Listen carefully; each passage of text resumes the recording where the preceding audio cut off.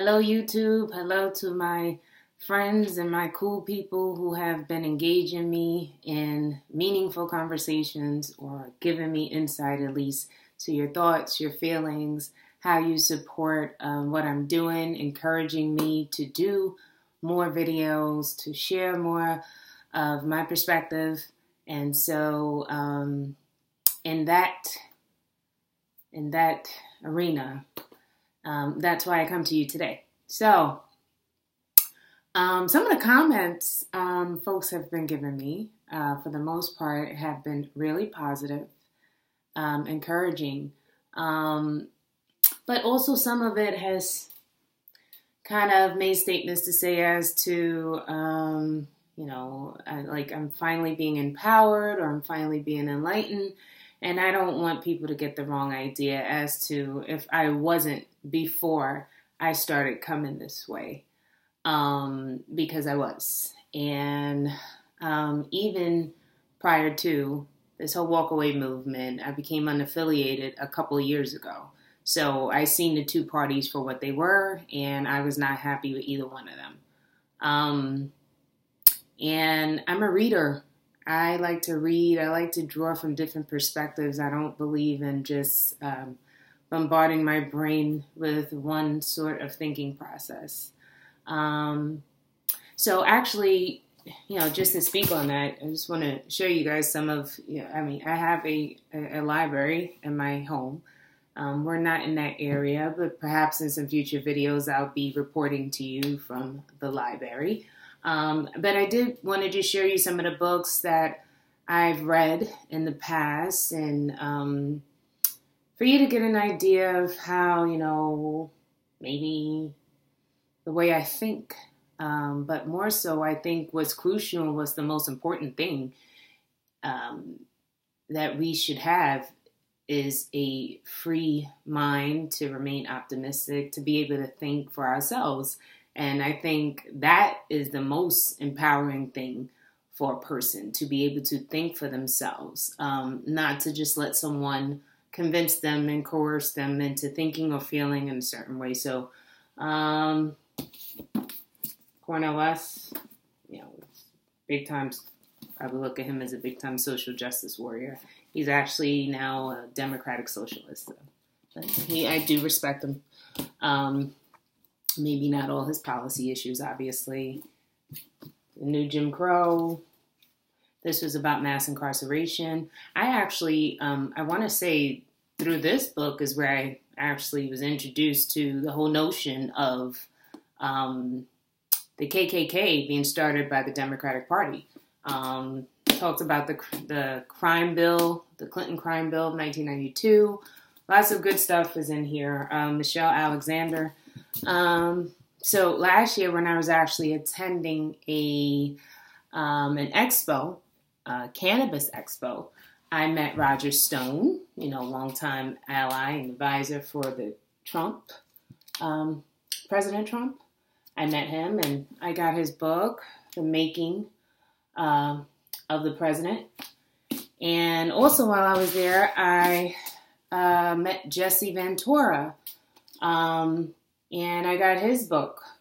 Jesse Ventura is the Marijuana Manifesto. So lots of great information in here. I have Bibles, if you were wondering. But just in general, I'm just making this statement to say that, I've been enlightened and I continue to be enlightened. And the more that I engage and the more that I talk to people, it's wonderful. It's wonderful for me. And I appreciate that and I like that. And then also, for Jesse Ventura, Trump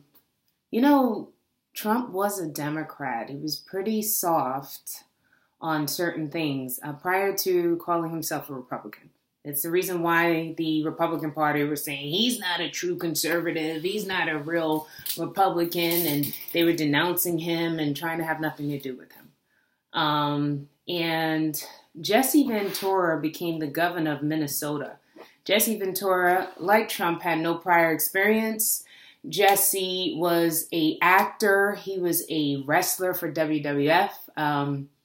one of the famous movies that I can think of at the top of my head that Jesse Ventura acted in was The Predator, the 80s Predator. Great big blockbuster film. Arnold Schwarzenegger was in it. Obviously some other actors. But, he was this person. He was an entertainer. Now, of course, he's an author. But I remember watching a video, and if I find that video, I'll probably put it in the description, where Jesse Ventura was talking about how Trump kind of came to him, asking him, how'd you do that? How'd you win to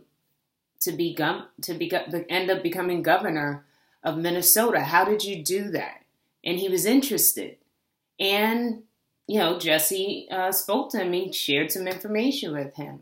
So, you really just have to be cautious.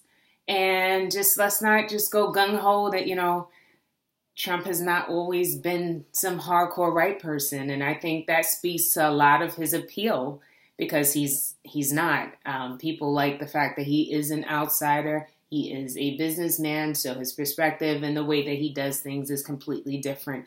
He is pragmatic. He is strategic. He is a negotiator, which I think is probably one of the most important traits that he can have.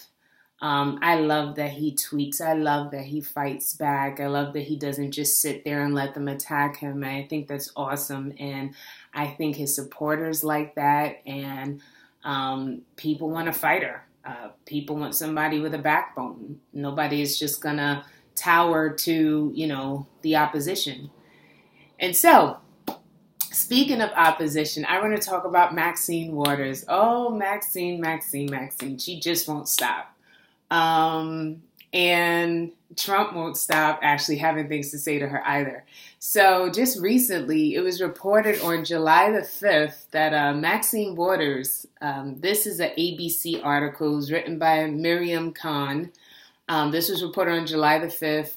Maxine Waters owed an apology from top Dems for not protecting her against unwarranted Trump verbal attacks. Nearly 200 Black female leaders say. So now there's infighting within the party. So it's hilarious because this is what they've brought in themselves. I think I tweeted about that today, about, the whole identity politics. And now when it comes back to haunt them, now they're being forced to say something. They've written this letter to basically complain to Nancy Pelosi and Chuck Schumer for what they see as the failure to protect Maxine Waters from unwarranted attacks from Trump. So it's funny because part of it they say is because Trump has created this environment. I want to say, that he's created this environment of inciting violence and deliberately mischaracterizing her words. So I thought they were all with the notion, the whole moral hierarchy of when they go low, we go high. So wouldn't the right thing to do would be to not engage in some of this kind of behavior?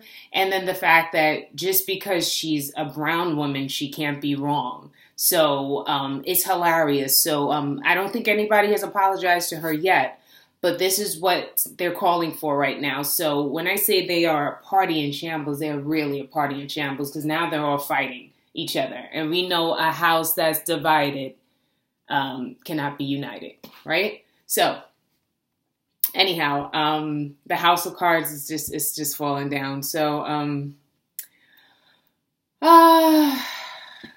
just trying to get to the article for you. Well, how about I think most of you, if you follow this channel, most of you have heard the rhetoric. You've seen that video of Maxine Waters outside speaking on a podium talking about, if you see them in public, I want you to create a scene. I want you to create a crowd. And I can't remember all the everything that she said, but I think for the most part, you probably saw that video. It was a very recent video. And so I just want to read some of the hilarious tweets that the president has tweeted about Maxine Waters. I think it's so funny.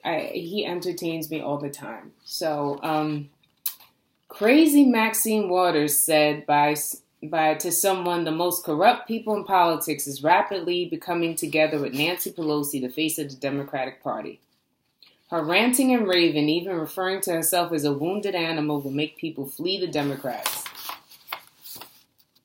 But I think the most hilarious one of the most hilarious tweets was about Congresswoman Maxine Waters, an extraordinary low IQ. You gotta love the adjectives that he uses. He puts emphasis on things. I just love it. He's a New Yorker. How could you not? You know, there's no snowflakes. And he doesn't bite his tongue. And he says what he feels. And that's why people love him. That's why they like him. So I'm entertained by this all the time. They're beefing right now about what he said about Elizabeth Warren needing to get tested to find out, little Pocahontas that he calls her. So funny. So funny. So basically, this is just about, what's going on the other side of the aisle. They seriously are losing it. I think there was a report about somebody saying that, a top Democrat allegedly, like, he's feeling away, like he wants to separate himself from the base of the party, which is very interesting, which spells trouble. It really just spells trouble, and it's okay. The proof is in the pudding. Things are happening for a reason. And perhaps maybe in another video, I'll share with you about what election night was for me. Because even though I didn't support Trump in 2016, I was rooting for him on election night because I voted my conscience. I voted my conscience on election night, and so I wasn't on the Trump train. But when I was watching the election party and I was having my drinks while watching the election party, it was actually the funeral, like Trump said, which is hilarious. I was having my drinks, I was watching, and I was totally in the tank for Trump. I was just watching. I was watching the commentators. It was wonderful. And if you haven't watched any of them, please go on these YouTube channels and look up the results of the 2016 election and watch the news coverage. It was so funny. But to actually really, really watch it, to watch every state as they called and stuff, it was awesome. And so anyway, just with that said, they are tearing themselves apart. They are seriously in trouble. They are calling the Democratic Socialists the future of the party. That just spells trouble for them. Lots of trouble. It's, there's big, bold ideas, but not a lot on policy and not how to implement things. I'll just say this before I go. Two things that turned me off already with Ocasio-Cortez, who's the young lady in the Bronx that just had won the Democratic primary. She hasn't actually won the real primary, or rather the real election that's coming up. But she did win that. Two of the things that concern me is, first, she's talking about impeaching Trump. Impeaching Trump based on what? So just like Maxine Waters, impeach 45, impeach 45. On what grounds? What are you going to impeach him on? What did he do? So that is like, Second thing is abolish ICE. We don't want law enforcement. Why? Why should we put them out of a job? Why? What's the point? Oh, because of immigrants. Illegal immigrants. And we don't want them to enforce the law. So those are just two things. Just two things. I'm sure there'll be more that comes up, but I haven't researched her platform enough thoroughly to see where exactly she stands on things. But those are two things that turned me off already. So that's it. So everyone, I hope you have a wonderful weekend. I hope you are staying up, staying woke, and whatever you do, enjoy yourself, have a good time. And I thank you again. Oh, how could I forget? I wanted to let you know that Woo, I got like one of those emails from YouTube that I reached like 1,000 subscribers. That was really awesome, especially in the short period of time that it actually happened. It was like only a week, and it actually was over 1,000. So I got that nice little email. So I'm working on getting up to the next 1,000. So I think I'm at like 1,530 right now. So let's help me. Let's help me. If you like these videos that I make, you like where I come from, share it.